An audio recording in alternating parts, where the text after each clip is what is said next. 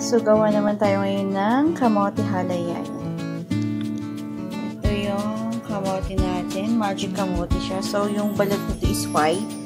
Tapos, pag binuksan siya, or pag naluto na siya, yung nasa loob niya is ganyan. Purple na siya. Yan. So, start na natin. Ano lang natin siya. So, wala akong pang, ano talaga. So, ito na muna gamitin natin. Nahugasan na siya, guys.